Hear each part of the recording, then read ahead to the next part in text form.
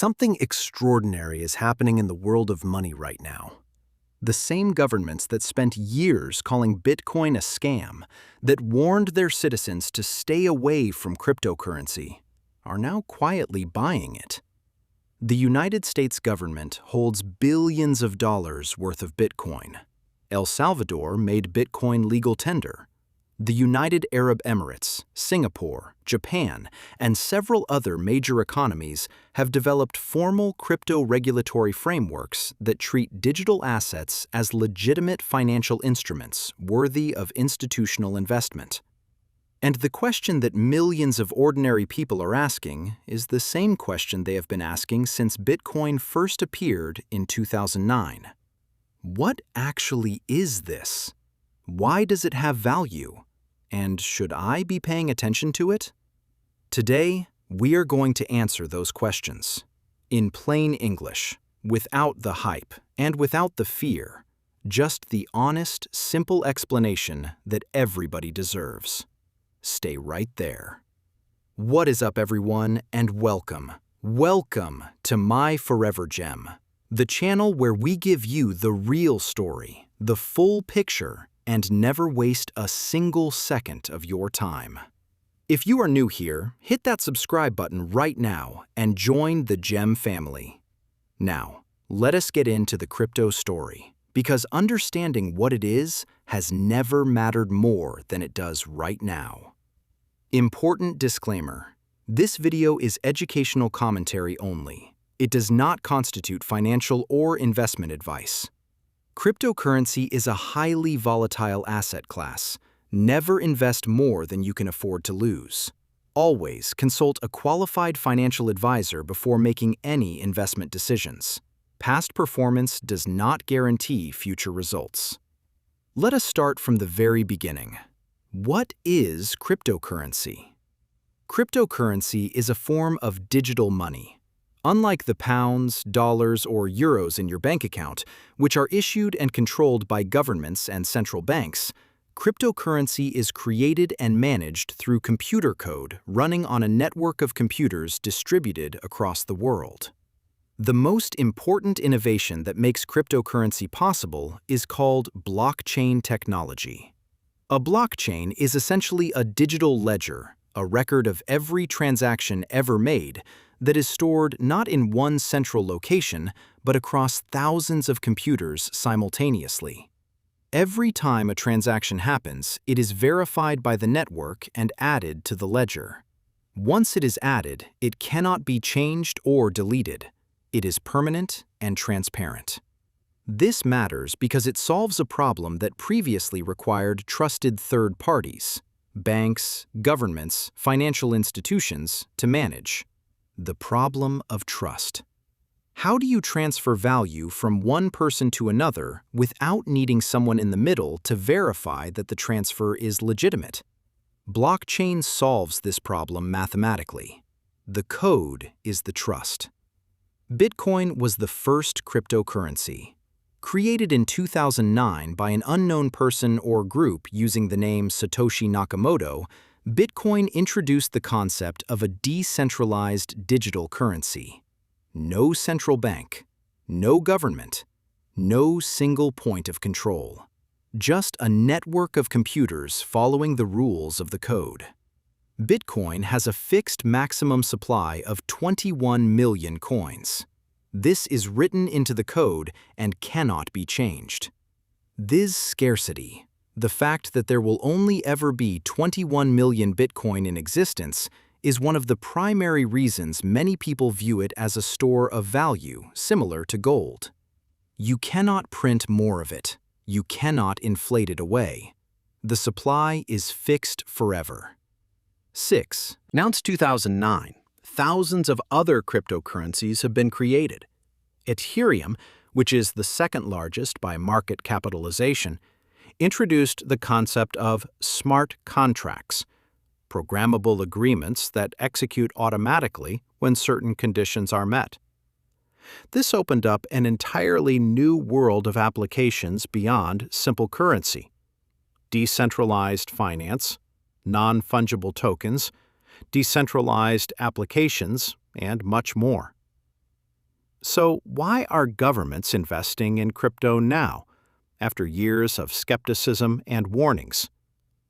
The honest answer is several things happening simultaneously.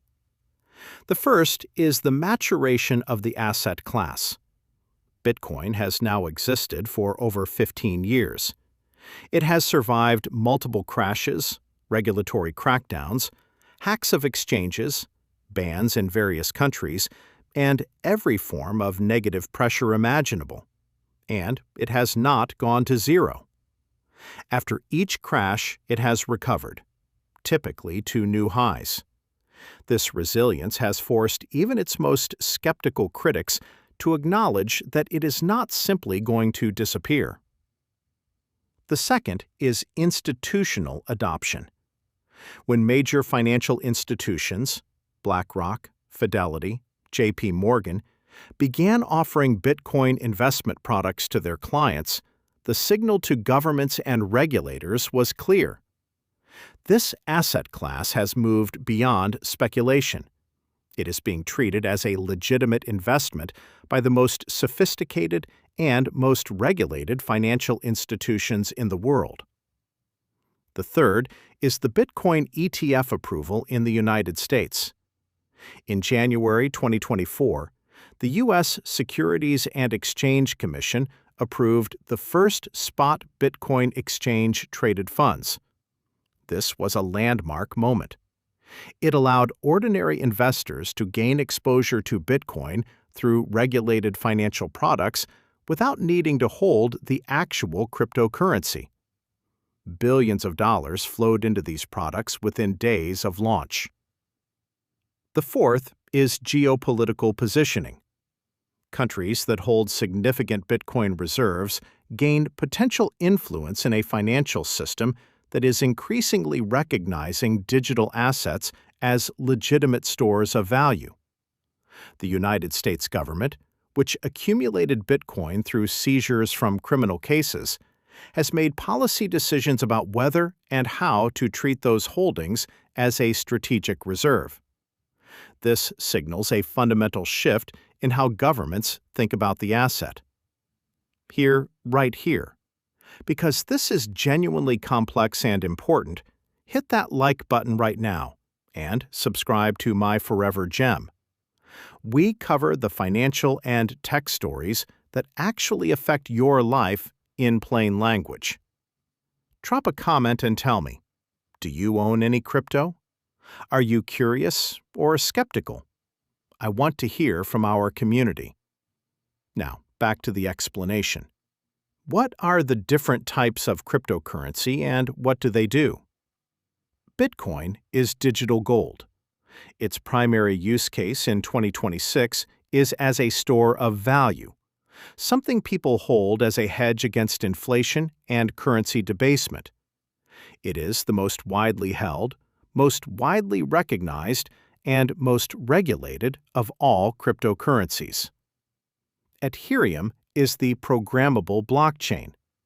Its primary use case is as the infrastructure for decentralized applications. Programs that run on the blockchain without a central owner or controller. Decentralized finance applications, NFT marketplaces, and thousands of other blockchain-based applications are built on Ethereum. Stablecoins are cryptocurrencies designed to maintain a stable value, typically pegged to the US dollar at a 1-to-1 ratio. USDC and Tether are the most widely used examples. Stablecoins allow people to move money quickly and cheaply across borders, without the price volatility of Bitcoin or Ethereum. They are widely used in international remittances and in decentralized finance applications. There are thousands of other cryptocurrencies, often called altcoins, with varying degrees of utility, credibility, and risk. The further you move from Bitcoin and Ethereum, the higher the risk and the more caution is warranted. What are the risks? Cryptocurrency is genuinely risky. This is not a caveat that we are adding to protect ourselves. It is a factual statement about the nature of the asset class that every potential investor needs to understand fully. Price volatility is extreme.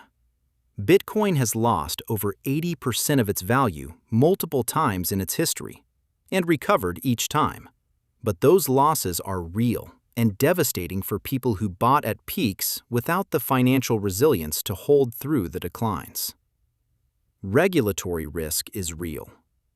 Governments can and do take actions that affect the value and usability of cryptocurrencies, from banning certain activities to requiring specific disclosures to taxing gains in ways that reduce returns. Security risk is significant. Cryptocurrency held on exchanges has been lost through hacks. Cryptocurrency held in personal wallets has been lost because people forgot their passwords or lost their seed phrases.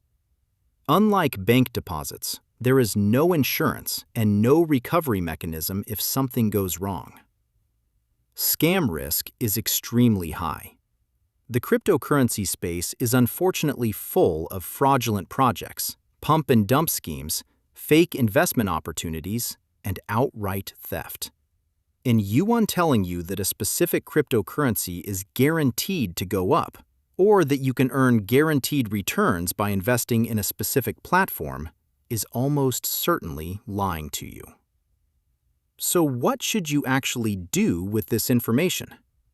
If you are starting from zero with cryptocurrency, the most important thing is to educate yourself before you invest a single penny. Understand what you are buying. Understand the risks. Understand that you can lose everything you put in. If you decide to get exposure to cryptocurrency, the most widely recommended approach for beginners is to start with Bitcoin or Ethereum through a regulated exchange or a regulated ETF product. These are the most established, the most liquid, and the most regulated options. Never invest money you cannot afford to lose. Never put your emergency fund, your rent money, or your savings into cryptocurrency. Only use money that, if it went to zero, would not affect your financial security. Consider it as a small percentage of a diversified investment portfolio rather than your entire financial strategy. The most respected financial commentators who discuss cryptocurrency tend to suggest that if you are going to have exposure at all, keeping it to a small, single-digit percentage of your overall portfolio is a reasonable approach. And remember, we are not financial advisors. The decision of whether and how to invest is entirely yours.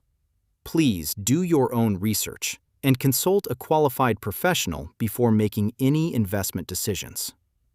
The honest, big picture. Cryptocurrency represents a genuinely new form of financial infrastructure that is being taken seriously by governments, financial institutions, and investors at a scale that was unimaginable even 5 years ago. Ether, it eventually becomes as central to the global financial system as its most passionate advocates believe, or whether it settles into a smaller but legitimate role as an alternative asset class, is genuinely unknown. What is known is that understanding it, knowing what it is, how it works, why governments are engaging with it, is becoming a basic component of financial literacy in the 21st century. The same way that understanding what a stock is or what interest rates mean was essential financial literacy in the 20th century. You do not have to invest in it, but you need to understand it. And now you do. And that is a wrap on today's video. Crypto is one of the most important and most confusing financial stories of our time, and we hope this gave you the foundation you needed to understand it properly. Drop a comment and tell me, are you a crypto believer, a crypto skeptic, or somewhere in between? Hit that like button, subscribe to My Forever Gem, and turn on notifications because we have a full investing and financial literacy series coming, including our best stocks video. See you in the next one. Stay blessed, stay curious, and as always, stay a gem.